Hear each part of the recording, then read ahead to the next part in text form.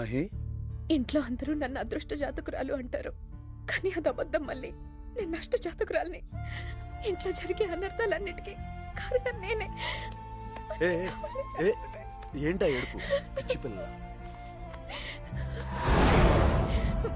మళ్ళీ రేపు నన్ను గుడికి తీసుకెళ్ళవా?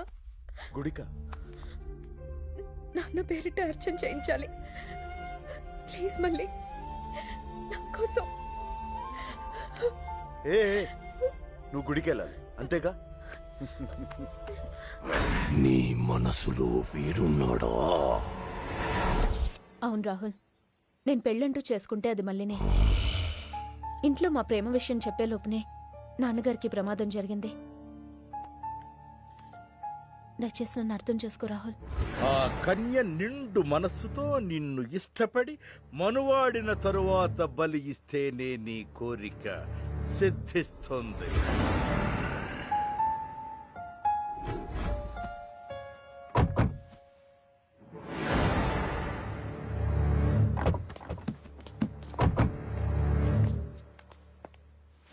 కంగ్రాచులేషన్స్ మిస్టర్ మలి. మహి అంతా చెప్పింది. Mahi selection super. తొందరలోనే మీ పెళ్లి చూసి అమెరికా వెళ్ళిపోతాను. ఇప్పుడు నేను కూడా మీతో పాటు గుడికి రావచ్చా? దానికే ఉంది, రా.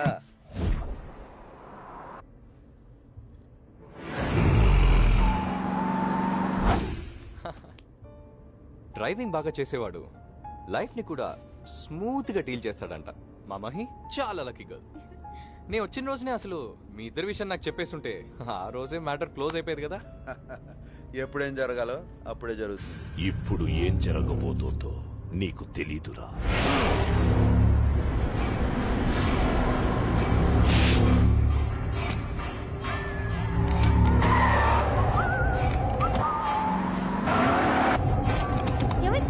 బ్రేక్ ఫెయిల్ అయింది.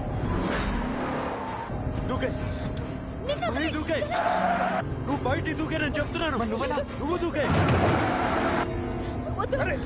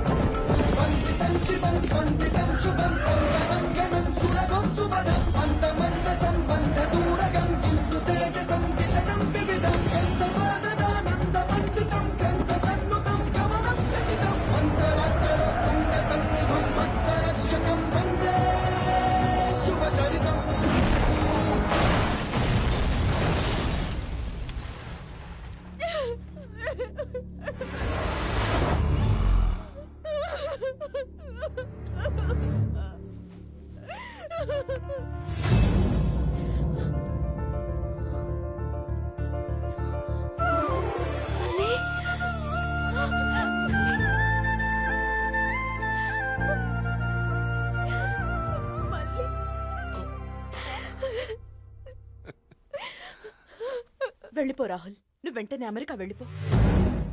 జరిగిన ప్రమాదం గురించి తెలిసిన తర్వాత నీకేమైనా జరుగుండుంటే వద్దు బాబు, వెంటనే వెళ్ళిపో.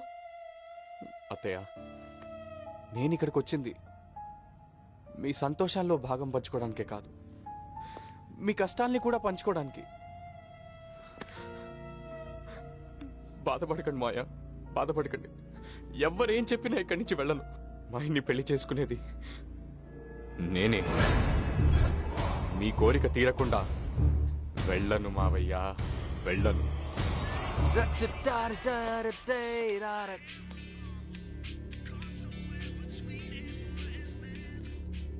మేమిద్దరం ప్రేమించుకున్నాం, పెళ్లి చేసుకుంటాం అని చెప్పగానే వెళ్ళిపోతాననుకున్నారా?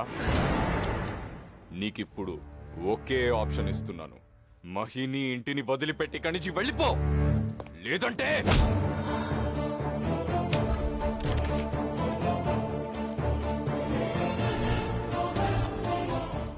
ఈడు ఎరిపప్పులా కనపడుతున్నాడురా నీకు? అసలు ఏమనుకుంటున్నారా నా క్యారెక్టర్ గురించి? చూస్తానికి స్మూత్ గా నీట్ గా ఉన్నాన్ని ఓ తెగరచ్చిపోయి డ్రామాలు ఆడేస్తున్నావు. డర్టీ పిక్చర్ చూపిస్తాను రోయ్. చూడు, కదిలిస్తే ఈ కంట్రీలో నా అంత కంత్రి అదవ ఇంకోటి ఉండవు. నేనుండగా మహీని కాదు కదా, మహీ ఒంటి మీద చున్నీని కూడా టచ్ చేయలేవు. నువ్వు నాకు ఒకటే ఆప్షన్ ఇచ్చావు, నేను నీకు 2 ఇస్తున్నా. ఒకటే, తట్టా పుట్టా సత్తుకుని విమానం ఎక్కి అమెరికా వెళ్ళిపో. 2, నువ్వు వెళ్ళలేదనుకో ఎరగొట్టి పార్సల్ చేసి నేనే కొరియర్ చేస్తా. ఓ ఓ ఓ ఓ ఒరే స్వాతిముత్యం, మహీ నాది. మహీని పెళ్లి చేసుకునేది కూడా నేనే.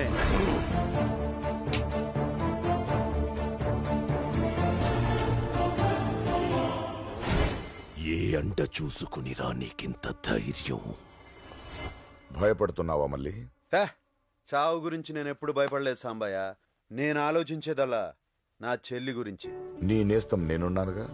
నీ చెల్లి గురించి ఆందోళన చెందుకో. మహేశ్వరికి ఏ అపాయం కలగకుండా నువ్వు చూసుకో. సంపూర్ణ సూర్యగ్రహణానికి ఇంకా 4 రోజులే ఉంది.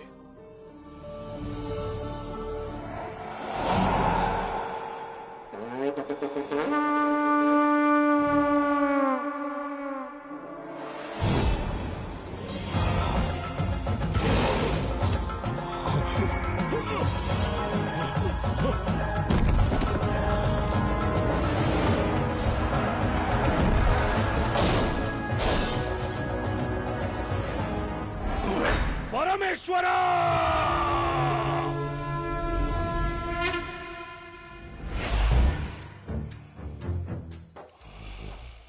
అందక ఏమి ఈ ఆగమనం, ఎందులక రోదనం?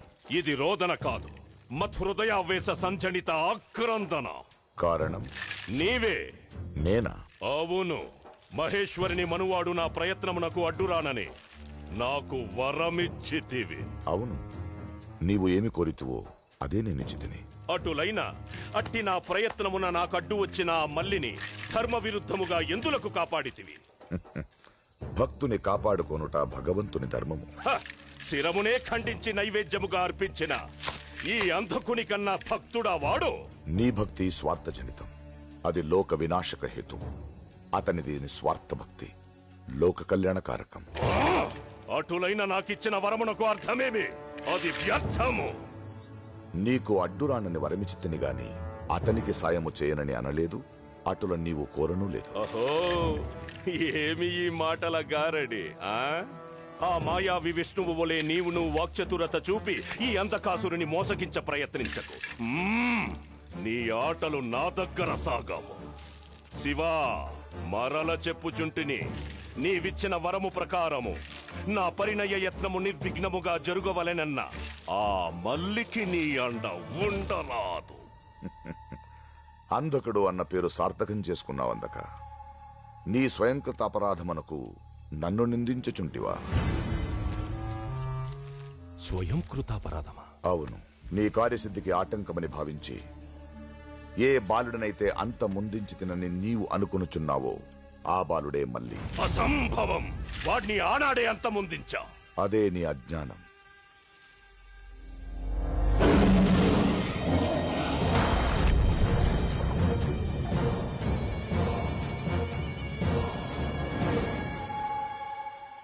మహిని మనువాడ విధి నిర్ణయమున జన్మించిన కారణ జన్ముడు మళ్ళీ.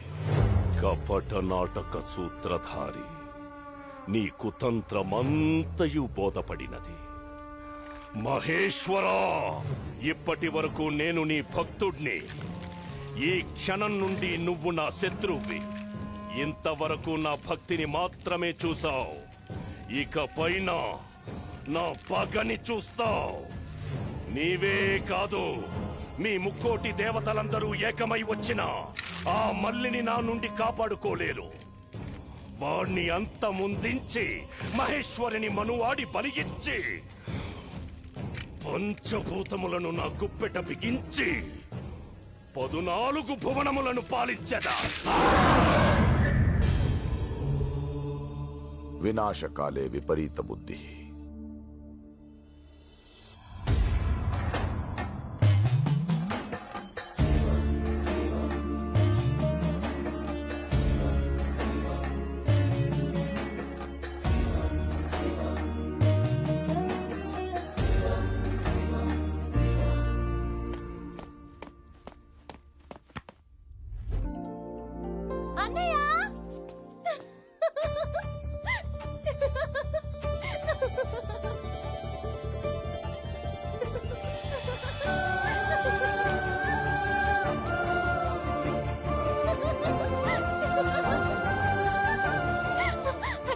చూడన్నయ్య, నువ్వు కోరుకున్నట్టుగానే నేను నడుస్తున్నానన్నయ్య.